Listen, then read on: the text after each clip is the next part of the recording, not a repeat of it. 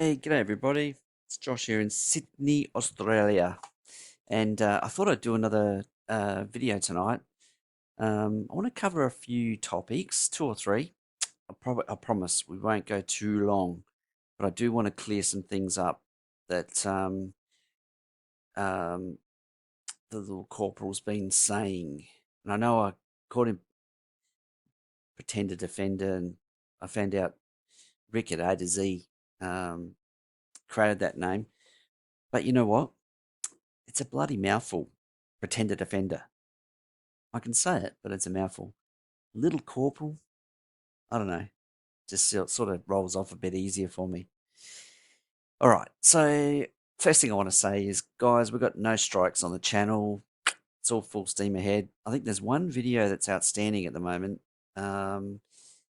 But they didn't give me a strike for it, even though the little corporal copyrighted it. So, but I'm pretty sure he's on watch with them.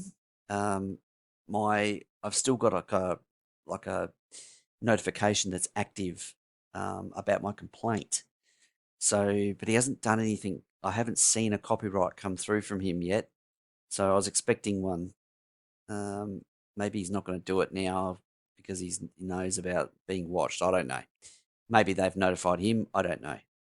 So I just have to sit back and hopefully something will come out of that. So anyway, that's where we are. So if you're new to the channel, this is a channel that believes that Elvis legacy is perfect. It doesn't need a channel to trash Elvis fans. It doesn't, or trash Elvis's fans or Elvis's family.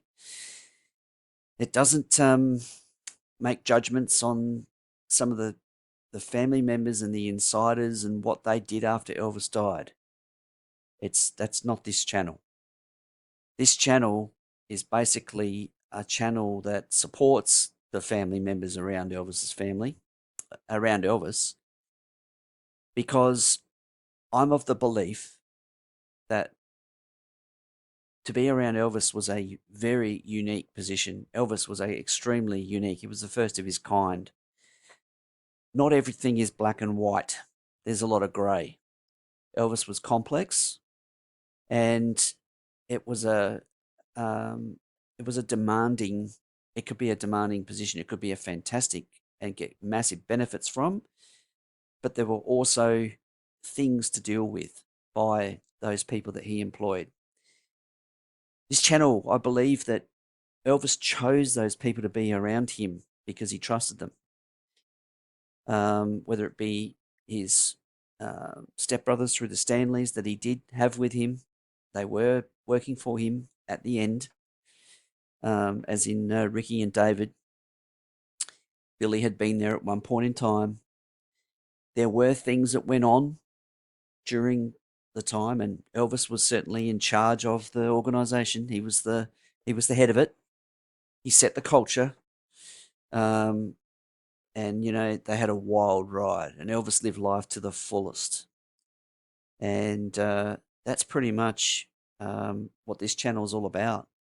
And at the moment, the channel's got a bit of a focus on calling out those who are harassing, in my view, Elvis's family unnecessarily.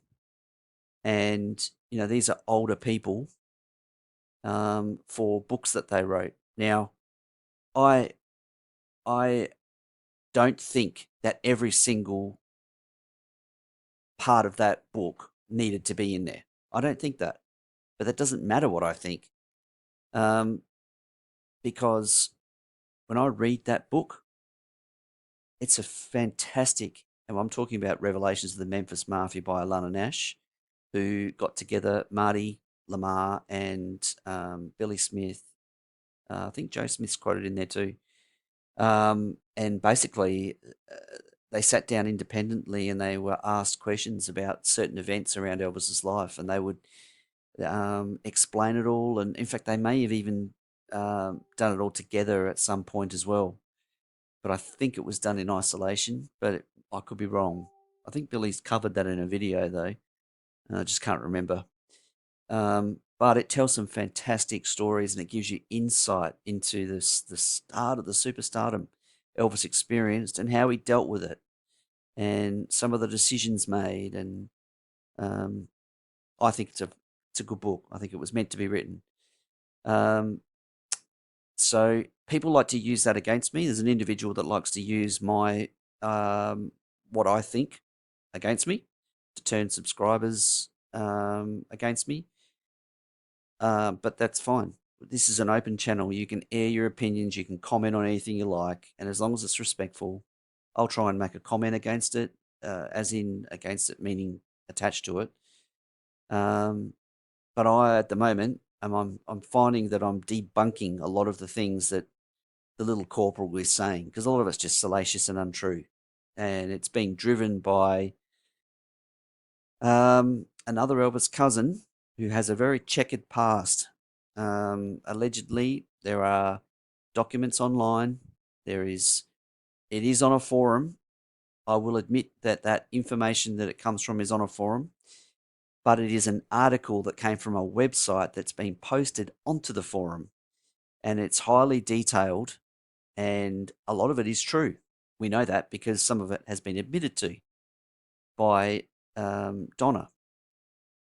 Born Donna Pritchett, changed her name after everyone passed away to Presley. Everyone who could object, I guess.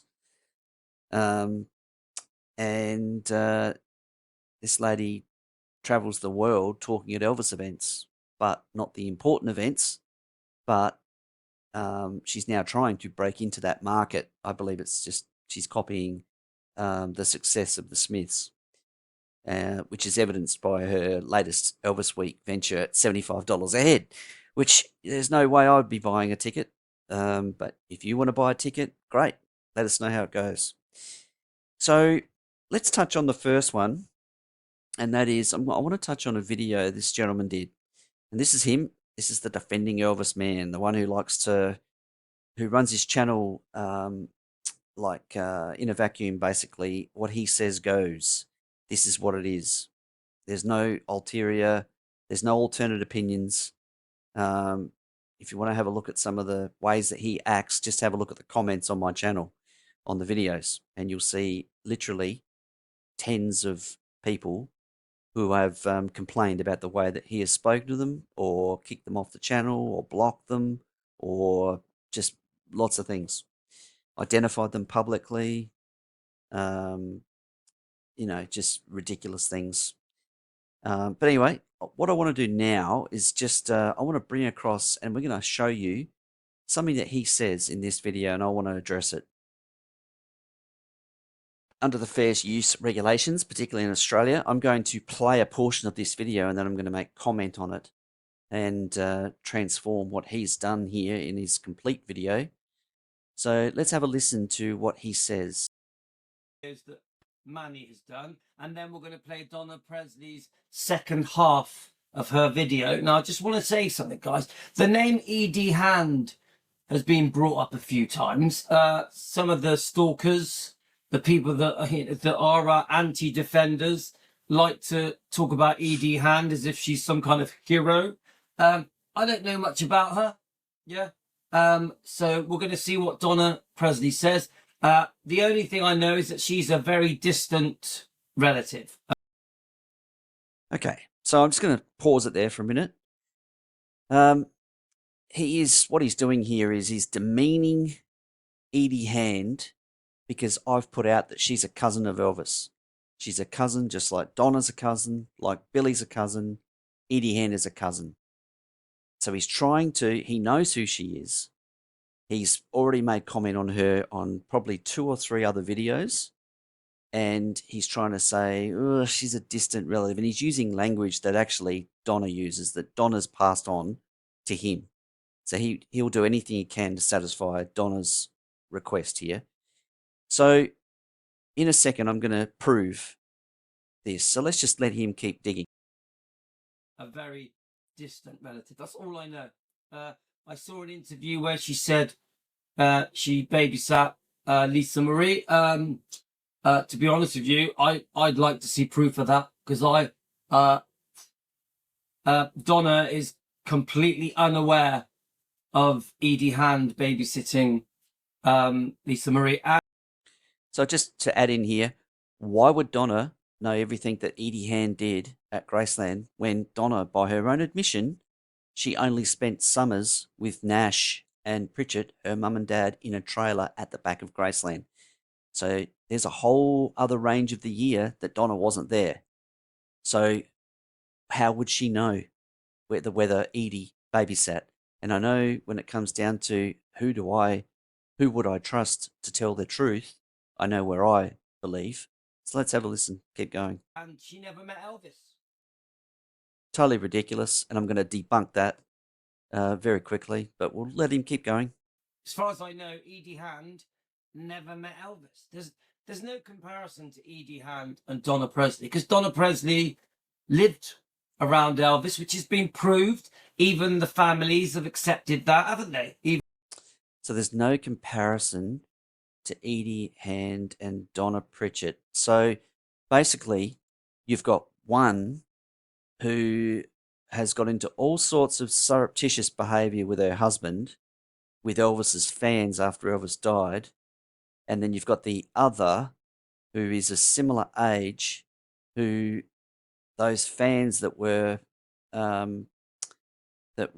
had poor behaviour, that they were involved with Donna and Buddy, they went to Edie about it. Edie told them how these Donna and Buddy basically took the money from that first book, even after Edie did a lot of the work. So not comparing. So what are we saying here? Because they're all cousins. I'm going to show you the genealogy. They are all cousins. Just so happens Donna's a first cousin, if you want to get to the genealogy specifics, and I'm going to show you how Edie is a second cousin. So all this is just trying to demean Edie Hand because I've raised it. That's all it is. And because Edie had a relationship with Lisa, and Donna's jealous because she didn't do anything, and she realizes that she should have. Even, the well-known families have said, yeah, she was there. Yeah. And that she's obviously that Donna is Elvis's first cousin, obviously, blood cousin, and that her parents, Donna's parents, Nash and Earl, lived at Circle G and at Gracelands. In fact, Donna's parents worked at Gracelands and Circle G and babysat Donna's children at Gracelands. So, as you'd expect, I don't really see that Edie Hand. I just see that she's a distant relative. That's all I see. A very distant relative. Very. I'm sure she's a nice enough person. I'm not doubting that she's a nice person, and that she loves. Just digging, and this is the comment that he likes to use with others. But he's actually digging this hole. So he's just said about 3 or 4 things there that are just totally wrong. So, and what I can't understand is he's got about 10 or 15 people that jump on his live chats and all chat to each other. How does not one of them check his facts? How does that happen? Elvis, etc., that she's proud of being a distant relative to Elvis, but was she right in there with everyone, with Elvis, living with Elvis, living at Circle G, or? Well, none of them were, unless you were Elvis's entourage. Elvis was away a lot working, so Donna wasn't either. Donna had very little around Elvis. By her own admission, I've been through this before, but if there's new people watching, Donna never flew on Elvis's plane that he bought in '75, the Lisa Marie. Donna never went to the Memphian during the period of 70 to 73. He did go later, but not as often, and he didn't invite others. But he certainly didn't invite Donna. She never went. And the amusement grounds that he used to go to in Memphis there, he never took her. She never went.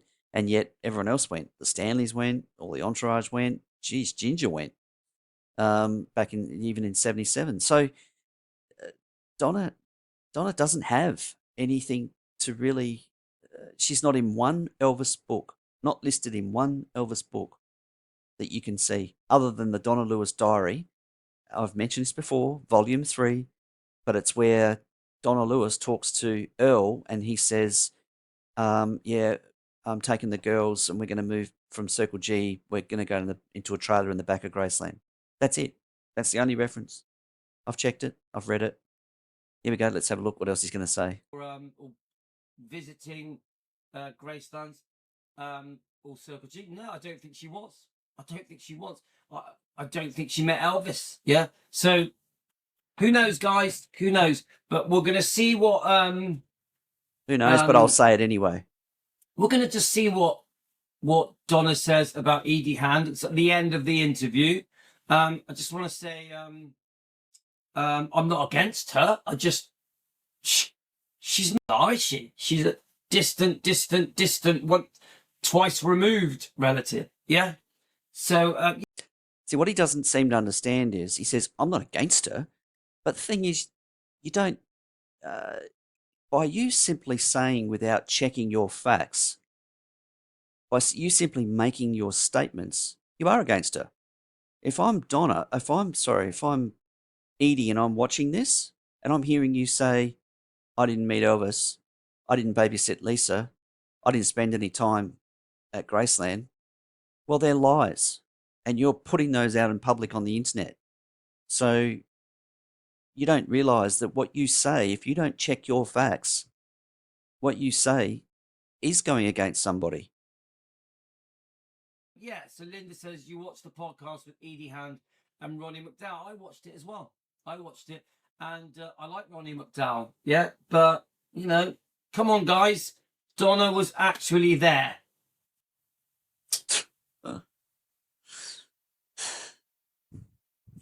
Yeah, I'm not saying she's not related. I'm saying she's distantly related. There's no comparison to Donna. So he's backtracking because a couple of his people here, I can see them in the live chat, they've actually said to him, hang on, but I think they are actually related. So they're already refuting him. There's a couple of them. Donna is, you know, people try and throw up Donna's past with her husband or with an old book or problems with items that were being sold or hair samples, whatever it is. Look at the body language. He's popping around like he's got hot beans under his seat because he's flipping around because he knows there's so much with Donna that you just don't know. But that doesn't change who she is, does it? It doesn't go, all right, because there were problems in the past, Donna now is not Elvis's first cousin. No one said she's not. No one said she's not. He just throws that in there as a deflection, as if people are disputing that she's a cousin. No one's disputing it. But that's a nice little deflection piece. You get it? So, all right, so I'm just going to stop it there because otherwise it will go forever. Let's move on to what Donna actually says, and which I'm going to put out here now. I think it's a staged question. I think she put this question out there. So, but that's all right. Whatever. Let's get her up next. Okay, so let's watch now where Donna actually answers her question. A follower's question. Mafia. So I hope that answers your question. Let's see if there's anything else. Okay. Hi, Donna. Not sure how you submit questions, so I will do it through DMs. The other day, I stumbled on an interview with Edie Hand, Elvis's cousin, and yours. Did you spend time with her? How is she related? Both of you. She looked after Lisa and was in close contact with her till she died. God bless you and love you. Okay. Quite a big question because it's been a topic recently with us on Defending Elvis, with the trashers, with the stalkers, yeah, with the fake Elvis fans, with the anti-defenders, the fake Elvis YouTube channels. The Edie Hand thing is quite a big deal. They use her as a hero to go against Donna.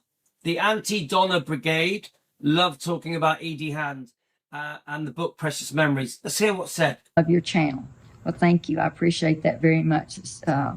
I love having you stand up for my family and let you know what they were like. I'm not trying to sugarcoat anything, and I'm not. I love that. I just want to stand up for my family and let them know what they were like. I'm not trying to sugarcoat it. Let's keep going. Not trying to hurt anybody or demean anybody, but like I said, I like to be open and honest and truthful with you all. And I'm not a behaviour expert, but I'm going to tell you this straight up. She looks away, she reads a question, and they seem to all finish with, "I love your channel. I love you. I love the way you present your whatever." They all say that, right? Now look how smug he looks. Let's just watch what gets said here. So she's just being straight with people. She was there, what she witnessed. Yeah? She doesn't want to attack anyone or be rude or insult people. In fact, she doesn't really say names hardly ever, does she? She's a classy lady. She defends in a classy way. She's very elegant with it, and very honourable with it. And I think she's very respectful. So let me answer this question. Edie Hand is a distant relative. Did you hear that? Edie Hand is a distant relative. She's not a first cousin. Let's keep going. Her grandmother, I believe, was my grandmother's great niece. Her Sorry, guys, I have to laugh. Her grand. Okay, so hang on. He has to laugh. All right. I'm going to show you what this actually means. All right. So let me just slide this across a bit. So I've mapped out exactly how this works, and I've done it with ChatGPT. So just hold on one sec. All right, guys. So what I've done, I listened to Edie talk through an interview back in 2002, I think it was. Then I took that information that she said, and then I correlated it into ChatGPT to work out what the lineage is, how it actually works. Now let's have a look at this. Elvis's dad was Vernon. Vernon's sister is Nash. Nash's children, Donna and Karen. She had more, but I'm just using those two because they're part of this story. Nash and Vernon's mother is Minnie May. Father was Jesse. Minnie May Hood. That's the important part. So it was Minnie May Hood Presley at one point. So then we go, Minnie May had a brother named Harrison and a sister named Alice Hood Hacker. And Alice Hood Hacker had a daughter that is Edie's mum. And that is where Edie is related as a cousin. Now, what does this all mean to put into simple terms? Yes, it's correct. Minnie May Hood, and the direct correlation to Edie is that she is Minnie's great niece. And Edie's relation to Minnie May is it's Edie's great aunt, because her mother was Alice. So that's her aunt. So what does that mean when it comes to cousins? And it says, if Minnie May Hood and Alice Hood were sisters, as reported, then Elvis is the grandson of Minnie May and Edie Hand is the granddaughter of Alice. That makes Elvis and Edie second cousins because their grandmothers are sisters. In everyday language, family just say cousins. But genealogically, it would most accurately be second cousins, assuming both were direct grandchildren of the two sisters, which they are. So they're not distant relative. She's not a distant relative. She's a second cousin of Elvis. Now, I will give that in some YouTube videos I've seen who is not Edie's YouTube, it's other organizations, they've called her a first cousin. I have actually seen that. But when she refers to herself, she refers to herself as a cousin. Not Donna, she refers to herself as first cousin because she wants it known that her genealogy is directly through Nash. So therefore, Minnie May is her grandmother. Whereas to Edie, Minnie May is great aunt. So the other thing I'm going to say, one more thing, is that, and I'm not I'm not American, right? I'm not a Southerner. Some of you will be that follow this. My understanding is that if this is grandma, that they would often get referred to as grandma by many others within the extended family. And that does sort of correlate. It sort of happens in Australia a bit too. And it would not be unusual for Donna, let's say, to call Minnie May grandma and for Edie to call her grandma. because they're just sort of known as one name, instead of Aunt Minnie. But I believe that people called her Aunt Minnie as well. So, I don't get this, and why he's laughing, and I don't get that. Why? One cousin, there's another cousin. So, Edie had a relationship with Minnie May, but also Nash. And she used to go and stay with them because she used to play with Karen. She was good friends with Karen, Donna's sister, who was the youngest. So that's the relationship. Now, when you listen to Edie talk, she tells you that when she used to go and stay there, quite often, and remember, the period we're talking about here is when Elvis was estranged from Priscilla. So who was minding Lisa a lot of the time?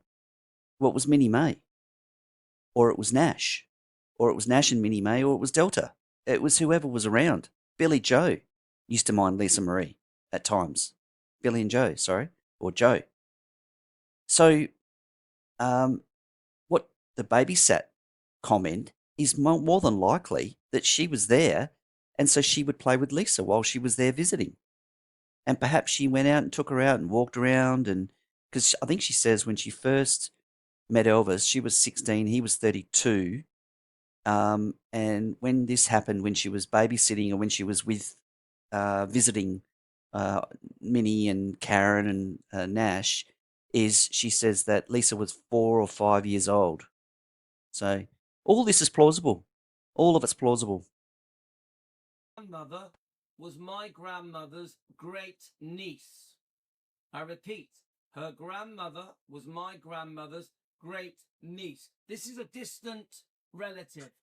Get it? Second cousin. So there's stalkers out there, the trashers, the fake Elvis fans, fake Elvis channels. Listen to someone who knows. So that would make her, I'm going to play it again. What they were like. I'm not trying to sugarcoat anything, and I'm not trying to hurt anybody or demean anybody. But like I said, what she is doing is trying to demean Edie Hand's position, and she's reinforcing I'm a first cousin. Genealogically, Edie is a distant relative. She knows full well that Edie is a second cousin. She's been seeing Edie since she was a kid. So she knows. This is all a game. I like to be open and honest and truthful with you all. So let me answer this question. Edie Hand is a distant relative. Her grandmother, I believe, was my grandmother's great niece. So that would make her a very distant relative. She did not grow up, she did not stay at Graceland in the summertime. I did. Why does it matter if you stayed at Graceland in the summertime? You've already said that you stayed there, so what? There's a whole other part of the year. So, Edie has never said she stayed a long time at Graceland, and we're going to hear her talk soon. She says she stayed at different times at Graceland, but she stayed overnight. She had overnights there. She stayed weekends. She did not stay at Gracelands in the summertime. But Donna clearly did. Her parents lived there. Of course she did. Unfortunately, and Now, this is where it gets good. Edie likes to take other people's stories sometimes and use them as her own. Oh, wow. Pop, this is Kettle. So, the gall of Donna Pritchett to talk like that after all the things that have gone on and the things she won't address, the things that she puts behind and is not truthful about, and comes out in videos now 3 a week telling us all these stories about the Memphis Mafia, Elvis's drug addiction, gives us all these word salad AI scripted videos, and now she wants to come out and pull someone down who, go and do, for anyone who's watching this channel, go and type in Edie Hand into YouTube and have a look at what that lady's life's work is. There's about 50 videos of interviews she does of empowering women where she talks about women that have overcome addiction, where they're women that have overcome hard times. She runs this True Grit. She's the founder of True Grit, which is a foundation that, you know, basically is all about strong women and how to get over things that happen in your life. Honestly, the lady, I've spent a bit of time, and it's not normally a topic I would follow, being a man, but when I look at it, I see someone who is genuine and authentic. Not only that, let's put this out there. I'd love to put this to Donna. Why, in 40 years, when Elvis died, did you not reach out to Lisa? What are you even doing here? You didn't reach out to Lisa. What are you doing? And Lisa obviously needed family. She needed support. She had a troubled childhood. We know it wasn't all roses. We know that from The Great Unknown, her book. Where were you? Where were you? But Edie was there. Edie went to her at Graceland right before she died in a snowstorm, drove there because she had a gut feeling she needed to speak to Lisa. And she tells the story, and we're going to touch on that. So who cares about her relatives? Who cares about her family? Edie likes to take other people's stories and make them her own. Shut up. Like you'd know. Come on, guys. Let's keep going. I know I'm going to get a reaction to this. I know the stalkers. Look, he knows full well that I'm going to go full on. Why wouldn't I dismantle his rubbish? Why wouldn't I? It's just enjoyable. The trolls, the bullies, the vile bullies that attack me, Donna, my family, my wife, my kids. They even attack Ginger Alden. They are anti-defenders. I know you're not going to like this, but this is truth. Truth is truth. So I was the one that spent summers at Graceland. God. She never babysat Lisa, and remember, she said she babysat Lisa Marie Presley. Edie said that. Edie, I'd love to see some proof. Edie Hand, if you watch my show, I'd love to see some proof of you babysitting, because you are a distant relative. You didn't spend summers at Gracelands. Keep digging, Corporal. Donna says that you never met Lisa Marie or babysat her. Never met Lisa Marie.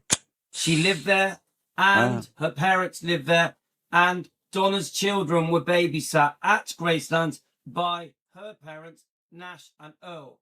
Okay? It's already been proved. The other relatives have said it. The cousins have said it. Donna was at Gracelands, lived there, and Circle G Ranch. Don't you just love the exaggerations? Donna lived in a trailer with Nash and Earl at the back of Graceland. She never lived in Graceland, in the mansion. And as far as the rest of it, Donna's already said, I was there during the summer. Well, how long does the summer go in Memphis? Is it 4 months? Is it 6 months? I'm not from there. But in Australia, we have 4 seasons. So we got autumn, we got spring, we got winter, and we got summer. So what about those other 3 seasons? Is it possible that you weren't there, Donna, when those weekends when Edie was there? Is it possible? And considering, why would you know anyway? Because she wasn't friends with you. She was friends with your sister. Because your sister was the nice one, the one you could trust. Donna lived there with her parents. Okay? And she never drove her around Memphis. So I know that didn't happen. So that's the best I can tell you. And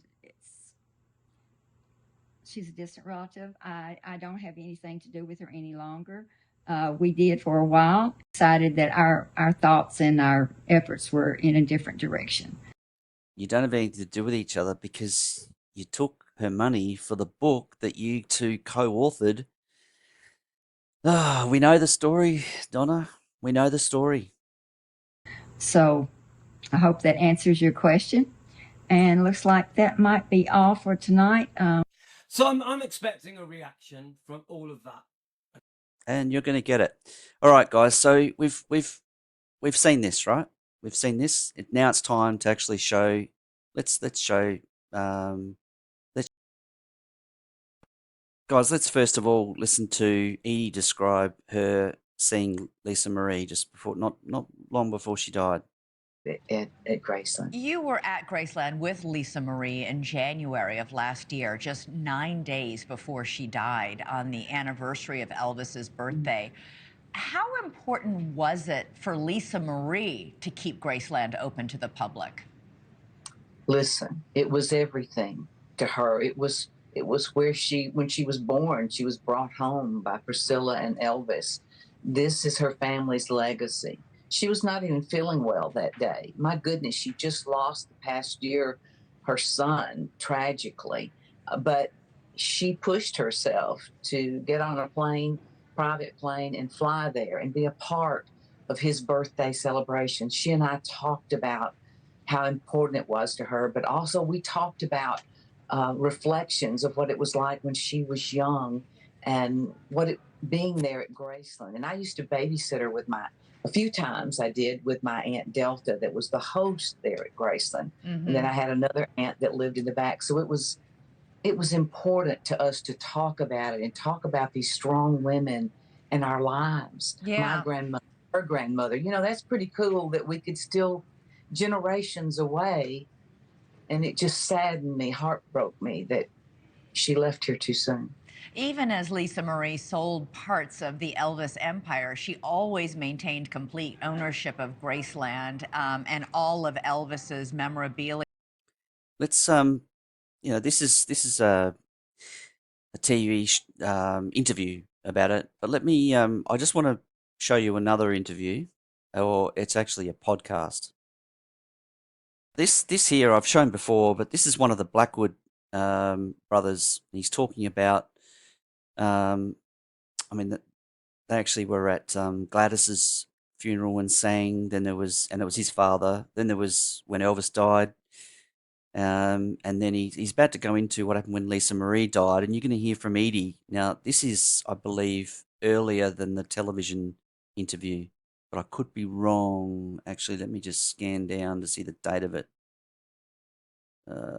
Actually, no, this is after. This is way after. So have a listen to this, and it all marries up.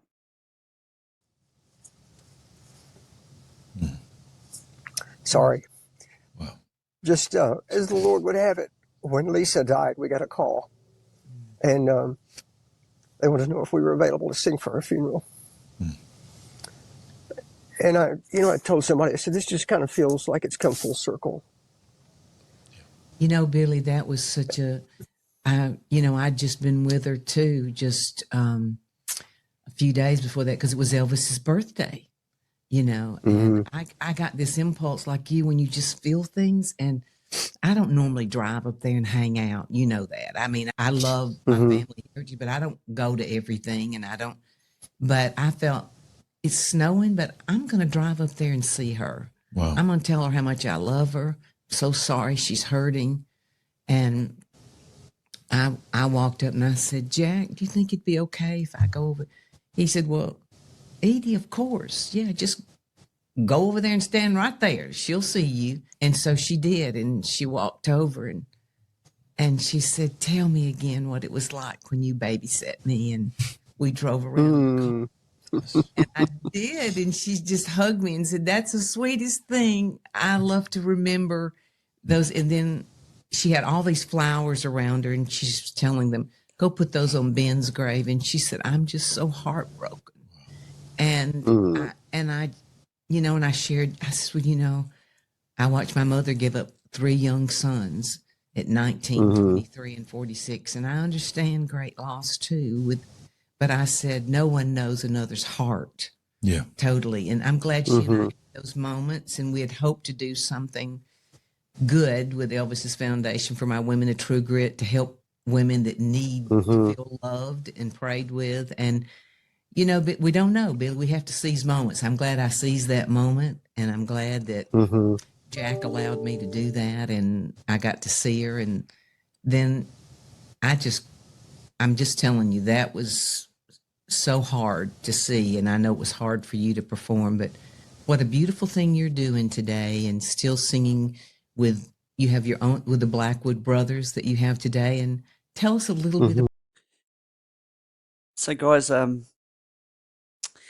don't know what it is, right? I have a gut feeling about things, and I look at Edie talking there, and my gut tells me that's true. My gut tells me that's true. I want to show you now. I want to take you to 23 years earlier, where Edie, and it's going to go for about 8 or 9 minutes though. But I have a permission from Joe Crine to show you this 8 or 9 minutes of this audio. And if you haven't already been to see Joe Crine's videos, I certainly told him that I would advertise the fact that he has these videos, because he just loves people to hear the information from the people who were there back then, and their perspectives. But he did a lovely interview with Edie, and I want to show it to you. So just give me a sec.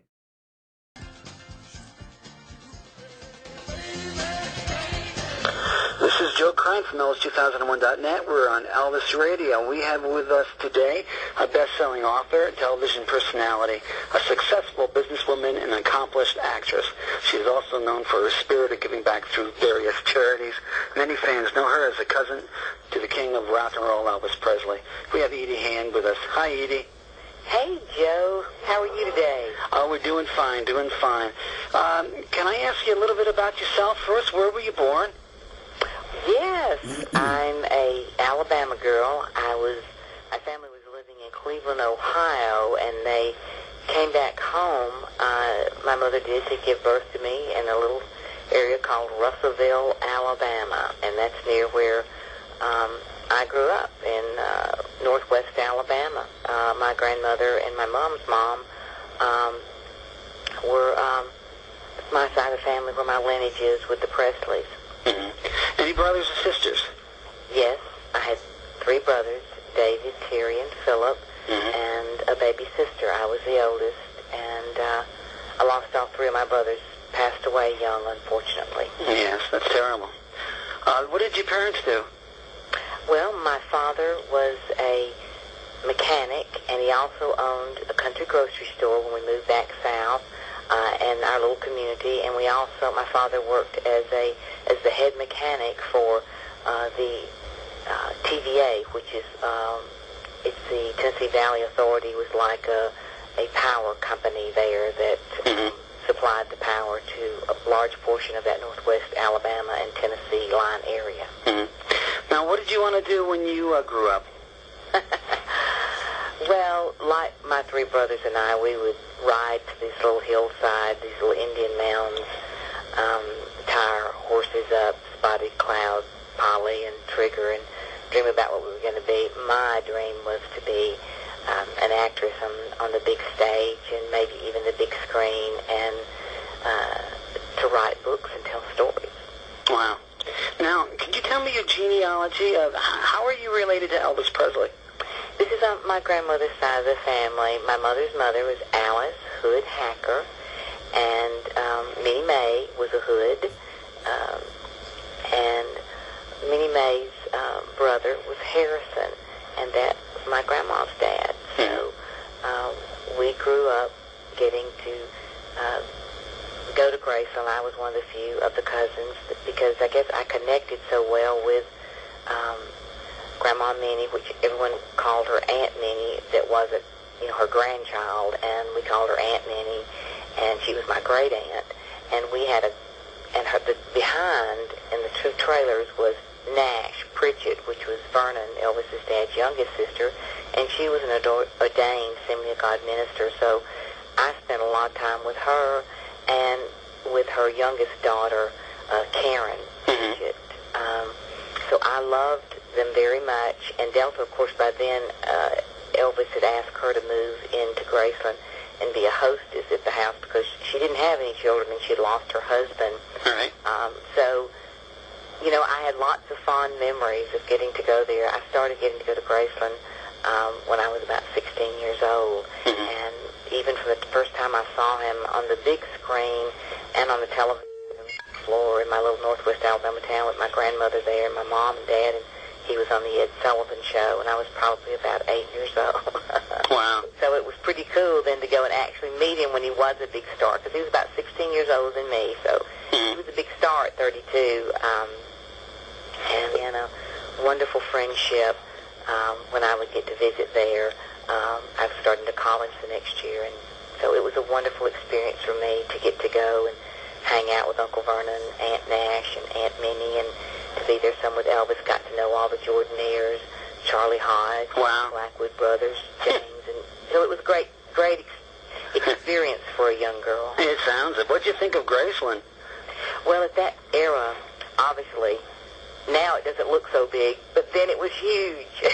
I bet. I thought it was just an enormous house with, the first time I got to visit was at Christmas, and I can remember entering in the foyer and to the left seeing this large Christmas tree. Wow. And I remember Nash's husband had gone out, he took care of the maintenance of the grounds and had gotten that tree, and I thought I had never seen a tree that large, nor had I ever seen that many presents on the floor.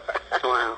And I remember saying, "Are these for all of you?" And they, Grandma Minnie and Aunt Minnie to me said, "No, dear, most of these presents are to give away," and Elvis was always so big in giving back, and that certainly touched me at a young age and had a profound impression on me of wanting to grow up and think, wow, if I could make enough money and give back to others like this or in some portion, I want to do that one day. So yes, it had a profound impression on me. I mean, isn't that lovely? This is going back 23 years ago, I believe. And this is the person Edie Hand is. And if you look back on YouTube, you'll see that she has lived out what she said 23 years ago. So I find this lady so authentic. She's not my hero, as you know, the little corporal rudely says. It's just I'm touched by the Presley family. I like the Presley family. You know, I love Elvis's story. I love his philanthropy. You know, I love the whole thing. And then what I see in Edie is I see a bit of Elvis, you know, with what she does, with regard to, you know, she just wants to, I mean, as I said to you, I've watched a couple of her videos and, you know, it's always empowering people. It's always positivity and, and this is why I think the big thing here and why I'm doing this video, I think Donna is supremely jealous of Edie Hand, and that's the bottom line of it. So let's keep going for a bit longer, and then we'll cut it. And I've got another one I want to show you quickly. Now, Elvis loved Christmas, didn't he? One of his favorite times of the year. Yes, he did. Yeah, and he He was a big Santa Claus. was he? Yeah, and he loved to give. He loved to give. He loved to give. Yeah. To strangers, to his family, to friends. He was a very generous man. He gave to a lot of charities that a lot of people didn't know when he was still alive. Is that true? Oh, yeah. I mean, you know, he didn't do it all for the publicity. He did it because he could, and he recalled what it was like being a poor boy from Tupelo, Mississippi. And any of us that have had any humble beginnings, you appreciate the value of someone sharing things. And I was blessed to grow up, though, in a more upper middle class family, but only because my father made the great sacrifice to work so many jobs, and he was quite an entrepreneur himself. But I did have a lot of family that was less fortunate, and I always shared what I had. Did you have a lot of girls? Did you have a lot of girls? Did you have a lot of girlfriends that were fans? And was that hard sometimes? I mean, oh God, yes, in college, I remember some girls at the dorm where I stayed that said, "Edie, could you not bring us back something from Graceland?" And one of my favorite stories to share is that I thought, I don't know, I'll see. Was that this particular night, and I was going to be leaving kind of early, and I had driven to Graceland, which was about 3 hours, and spent the weekend with my cousin Karen and Aunt Nash in the trailer behind. I'd walked over to the main house to visit with Aunt Minnie, and Vernon was there, and it was my first time to meet Colonel Parker. I only got to meet him that once, and he was sitting, happened to be there that particular Sunday. And I think Lisa Marie was there. She was, I don't know, maybe 4 or 5, I think around that time. That and Priscilla and Elvis at that time were estranged, so I never got to know her, but I always thought she was so beautiful from afar. But I remember Lisa Marie went down the steps, and I picked her up and went on into Grandma Minnie's room. We chatted, but I came back out, and Uncle Vernon and they were talking, and I just went in and spoke. And I remember that after they had done their business talking, they retired and went downstairs to another room to talk, and I was hanging out with Charlie in the kitchen and Mary Jenkins, and Elvis came up and we were talking about school, and I said, well, I got to go in just a little while, but I said, I got a question to ask. And he said, what is it? And I said, well, these girls keep wanting something in the dorm, and I'm thinking, could I take something back? And he said, well, what in the world do you want? I said, well, I was just thinking about, what about a roll of toilet tissue from the bathroom? If you could autograph it. He thought, Charlie said, she's lost her mind. And I said, well, what do you think?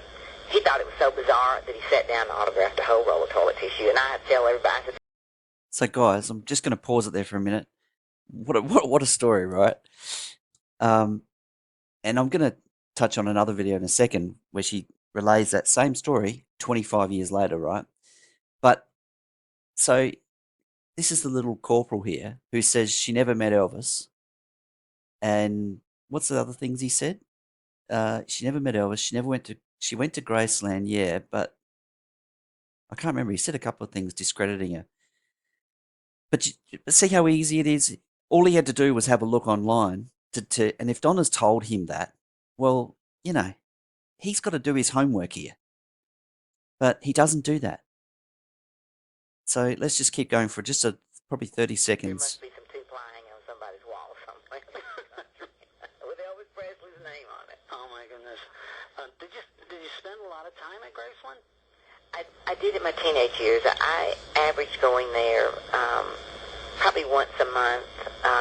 Elvis wasn't always there, but it felt like a little fantasy land. I mean, it wasn't like you just got to go upstairs or run around and do whatever you wanted. But I remember one trip that Aunt Delta took me upstairs to see all of Elvis's costumes and his clothes. Wow. I couldn't believe his closet was just like a department store to me. You know, he had his shoes and his boots and his costumes, and his bedroom at this particular time was lined in some type of fur, and I remember, and he had built a... All right, I'm just going to pause that there. But, you know, you've heard her say, you know, she used to go up there like once a month or so in her teenage years. I mean, you know, what can you say, right? So, guys, I'm also going to show you here quickly. I wasn't planning on showing this, but I just happened to see it as I was flicking through, and I'm just going to move this over a bit. This is ChatGPT. So, ChatGPT. Now, I put a few prompts in there to isolate this a little bit, to be very specific. So you can see here, my question is basically, are they related? Yes, according to family accounts from both sides, Edie Hand and Elvis Presley are cousins, and their family connection goes through Elvis Presley's paternal grandmother's branch of the family. And I actually got it to map it so we could see it with a bit more ease, because so we can see what's going on here. Elvis Presley was the son of Vernon and Gladys. His paternal grandma was Minnie Mae, also known as Dodger. Edie Hand descends from the Hood family. Her grandmother is Alice Hood. Alice Hood and Minnie Mae are sisters, making them descendants, part of the same extended family branch. Not too distant relative type stuff, right? And then it does a bit of a map here, and it shows us in a little bit more visual, because some of us are visual. You know, Minnie Mae married Jesse Presley. Alice, sisters, married Mr. Hacker. Vernon ends up with Elvis. Mr. Hacker And then down the line is Edie's mum and Edie Hand. Edie's mum isn't famous enough to get a reference here, but then it turns into Edie Hand. So you can see the lineage, right? So Minnie May and Alice were sisters. Elvis is the grandson of Minnie. I just did a snap. That's how I took that little image out and put it into the other image. All right. So that's what it is. So any diminishing of Edie Hood is Edie Hand is just ridiculous. So let me just show you something. All right, guys. I'm having a bit of a technical difficulty. I was going to show you another video, but it's this one here. Genuine Elvis, Edie Hand, Elvis' cousin, shares family memories and more. Now, all I was going to show in here was, because the little corporal made reference to, I think it was that she didn't meet Elvis, and there was a couple other things, but what I was going to show here is, so in this video, she actually shows Elvis gave her a scarf, signed Elvis Presley. He got her tickets through Charlie Hodge to go to a Donny Osmond's or something concert. And she then talks also about that toilet paper thing again. So I'm just having some issues with the sound coming through on that video, which is a bit painful, but I'm just hoping it doesn't wreck the rest of what I've done. But I won't go into it. I mean, I've really covered a lot of it, and I don't want to make this video go too long. It's already like an hour and 5 minutes. So let me just go back to my little presentation here. So I'm just going to slide this along a bit. So I showed you all of this. I think I've pretty well proven that this is Edie Hand is a cousin, as much as Donna's a cousin, as much as Billy is a cousin. So they are all cousins. No one's denying Donna is a cousin, little corporal. You keep saying it. You keep saying first cousin. Look, they're all cousins. If we're not always talking genealogically, where we actually have to be totally correct to which one's a second cousin and which one's a third cousin, it really doesn't matter. It's their time around Elvis. So, Billy Smith has had significantly more time and is higher in the pecking order, if there was a pecking order, with cousins. And, Donna and Edie can fight it out. I don't know who's which, but I think Donna's story just doesn't stack up. All right, so moving on, I've done a couple of these. This is the one here I wanted to show you. This is the one we just listened to. This is the one I was going to show you that you need to go and look at yourself because the audio is stuffed up on it. And I just want to show you too, Donna's made the statement before that family members don't get to appear at Graceland during Elvis Week and they don't get to do this and that.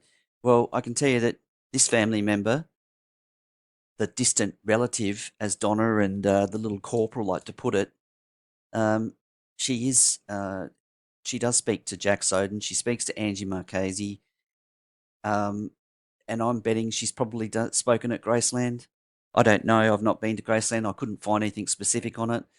But they seem to have a good relationship. She went and represented Elvis and received an award on behalf of Elvis and then presented it to Jack. So, and then we've got, this is proof. Edie went to Graceland. Little corporal says, what he says. She had a photo taken with her. There she is up near the cake, on that same day. So, what's the last one I've got here? Okay, this is to finish the video off. I'm going to finish it pretty quickly. There is a person on the little corporal's channel, this guy here. Now, I don't usually call people out, and I'm not really calling him out. I mean, I've answered him in lots of comments on videos. I've answered this question. He keeps saying, does Elvis deserve his privacy? They will not answer. I have answered that question. Others have answered it below me. He's an agitator. He's a staunch Louis supporter. That's fine. Look, let's deal with this question that they like to raise, because what they're trying to do is discredit the Smiths and the book that they wrote. So I think we should deal with it. And, let's put our opinions out there. I would appreciate if you watch this video and you want to make a comment about it. Absolutely. Feel free. But let's see. First of all, does Elvis as a public person deserve his privacy, right? And I just put this into Chat GPT. And let's see what it says. Yes, while very famous singers, rock stars, and movie actors are public figures, they still have a right to privacy in many aspects of their personal lives. Here's a balanced view. Public versus private life. They often court public attention for their work, but their private life, home life, family matters, health issues not related to their art is generally considered private. Then it moves into legal differences. The degree of privacy protection varies by country. In many places, public figures have less protection against what is said about them in the media, but they still have rights against intrusion, false statements, and harmful information. Some jurisdictions recognise a stronger right to privacy for individuals who are not in the public eye, and even celebrities have legal recourse for unfair intrusion or defamation. And we know that's true, right? Because there's celebrities all the time that, what's his name? Prince Harry is currently in litigation over newspapers and their intrusion in his life. Ethics and safety, intrusive behaviour, stalking, doxing, publishing private medical information or unverified sensational claims can be harmful and unethical regardless of the person's fame. Respect for safety and dignity matters. Absolutely. Public interest versus sensationalism. There can be legitimate public interest in aspects directly related to their profession. Artistry, career milestones, philanthropy. Distinguishing from gossip about their private life is important. Privacy best practices. If you're discussing or sharing information, rely on credible, verifiable sources. Avoid publishing or sensationalizing unverified allegations. Separate discussions of their work from unsubstantiated personal detail. Now, what does this mean? Basically, Elvis absolutely deserved his privacy. Absolutely. In his life, while he was alive, right? Now, I say that because I make the delineation, the next one, I say, do famous people deserve their privacy while living to the same level after they have died? Now, let's have a look, because there is a difference from being alive and having salacious comments, your privacy out there, to being dead, right? Once you're gone, you're gone. Let's have a listen to this. Privacy for famous people after death is a mix of legal rights, ethical norms, and practical considerations that vary by country and by individual cases. Key points. Legal rights often differ after death. In many places, actual privacy rights lapse when a person dies. But there may be ongoing rights related to publicity, estate control over likeness, name, brand, or protections around defamation or privacy in the context of deceased individuals, families, or reputations. Public interest and legacy. Posthumous reporting or biographical works may be legally permissible and ethically appropriate if they rely on credible sources and respect the person's legacy. But sensationalism or harmful rumours about the deceased should be avoided. So let's look at that in a little bit more detail. So this is talking about posthumous reporting or biographical works. Now that's what you would call the revelations of the Memphis Mafia. It was basically biographical works. Now it says they are legally permissible or may be legally permissible. I'm going to say they were legally permissible and ethically appropriate if they rely on credible sources. So let's think about the sources. Lamar, Billy and Joe Smith, Marty Lacker. All three were around Elvis.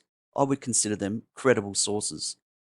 And respect the person's legacy. I would say that 90% of the revelations of the Memphis Mafia is respectful to Elvis's legacy. I would say 90%.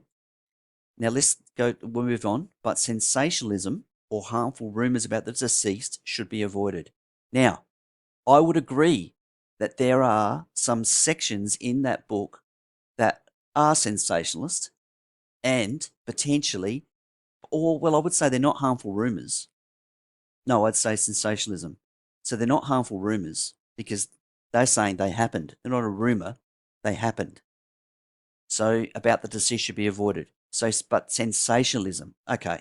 So what would we call sensationalism? Sensationalism, in my view, would be things that are like going to make the public go, oh, wow, oh my God. And there are one or two things in that book that I think are in that frame. So I would say that those areas, it says, should be avoided. Therefore, it's really up to the individual. Because let's face it, this is an advice thing. Should be avoided. It's a should. right? But it's up to the individuals. It's up to the individuals. If those three of them collectively decided, no, you know what? Maybe, because I reckon they knew Elvis better than Donna. I reckon they knew Elvis better than anyone, really. Maybe the culture that Elvis put within that organization, we've seen the way Elvis talks at times about women. There was a bit of a misogyny. There was a bit of things that went on. And we can look at several books and see some things Elvis did that are written in books, and you could say, "Ooh, okay, I could name a couple. One of them was the photos of Priscilla. Now, it's in one of the books that Elvis got the photos of Priscilla that he took with a camera, and he put them on a table, and his entourage saw them. Now, that's in a book. Now, true or not true, I don't know. I can't say. But another Elvis entourage member printed that in a book. And there are other stories as well. So all of them at different times from when Elvis died have written certain things about Elvis. Now, I would argue that it's quite likely that the culture of their organization was such that that's the sort of shit they did. And there was a level of misogyny. We've heard Elvis with a little, at times, a level of misogyny. We've heard him in the car coming back from Florida. We've heard him when he's in the backstage. He says something, that's a bit, pretty risque. And there is others. And even the new Epic documentary actually shows one little glimpse. So I won't say what it is, but there is a glimpse of it. So let's go on to privacy versus historical record. There's a balance between preserving a truthful historical record and avoiding unnecessary intrusion into private matters that don't serve the public. And then safety and respect. Even after death, sensational accusations or exploitative content can be harmful to the memory of the person and their loved ones. So all of this is true. I've maintained that I don't believe that the three of them that did Revelations of the Memphis Mafia were thinking too much about Lisa Marie. Now, only they can answer why that would be. Two of them are gone. So really, Billy's left. So he's the only one that can answer that. And it's possible that the reason that they don't go to Graceland and they're not invited to events, even though they're right near there, it could possibly be because Lisa Marie is upset about their contribution to the book or the documentary that they've contributed to. Could be. I don't know. But it could be. Now, but you know what? That doesn't mean that because they did overstep, let's say, that 40 years later, we're the judge and jury of that. We're not the judge and jury of it. It's their choice. They were there. They know Elvis. They know what he liked and what he didn't like. They knew him probably better than anybody, especially Billy and Joe Smith. So I actually just now go my thoughts according to Josh, right? So I put in here, who in the world today has the superstardom and the fan fascination equal to Elvis Presley that we could sort of equate it to and go, all right, what other examples are there? And I sort of made a list of, and I used ChatGPT to help me, Johnny Cash, Frank Sinatra, Michael Jackson, the Beatles, Madonna, Bob Dylan, Prince, and Beyonce. All right. Now, there have been several Michael Jackson insiders who have said things, from the maid to his bodyguard. But I would argue that none of these are on the level that Elvis Presley was. And maybe the Beatles and Michael Jackson, maybe it's possible that they were somewhat close. But the Beatles was a group of four. So I don't really think that's apples with apples. I actually think Michael Jackson is probably the closest because he certainly could not go anywhere without getting mobbed. But he did not surround himself like Elvis did with people, not to the extent Elvis did. But I mean, as an Elvis, I mean, I'm a Michael Jackson fan too, but I think Elvis was bigger than Michael Jackson. I do. I think he is. I think his uniqueness and I think he was the first one. Michael Jackson had him to look at and his life to look at. Elvis didn't have anyone to look at. So here we go. I don't think there is anyone, I know that, I'm sorry, I'm trying to wrap this up. I don't think there is anyone that comes close to Elvis Presley in this regard. Therefore, there is no precedent on how someone of Elvis's magnitude of stardom should or shouldn't be treated in death, other than how we should treat anyone in death. So really, it's up to the individual. And I put here, in my humble opinion, if people like the Wes, Hebler, Billy and Joe, Marty Lacker, Schilling, Esposito, and Linda Thompson did not come out and write their books of their experiences throughout Elvis's life, tabloids would have made it up to fill the fan void. Because there was certainly, after Elvis passed, there was an insatiable appetite to get people to talk about Elvis's life and about Elvis. And, you know, if those people didn't contribute and do the things they did over time, that vacuum, that void would have been filled. And who knows what it would have been filled with. So I've just put here, these individuals who all consider themselves lucky and privileged to have been able to share his life, they've all said that in one way or another, have given us a unique insight into the complexities around Elvis, particularly how it was impossible for Elvis to live up to the image people had of him. And in my view, the time for worshipping of Elvis is over, well and truly, and it's unhealthy to worship somebody. It puts too much pressure on the individual to the point they can't live their life to the fullest. And I think it's stories like Elvis's is partly why we'll never see that level of fan fascination over an individual. I don't think we'll ever see that again. No, you can't live up to that. But you could also throw in there social media today, I think would make it very hard. And also, you know, the 24-hour news cycle, you know, we know what someone's doing 10 minutes after they've done it.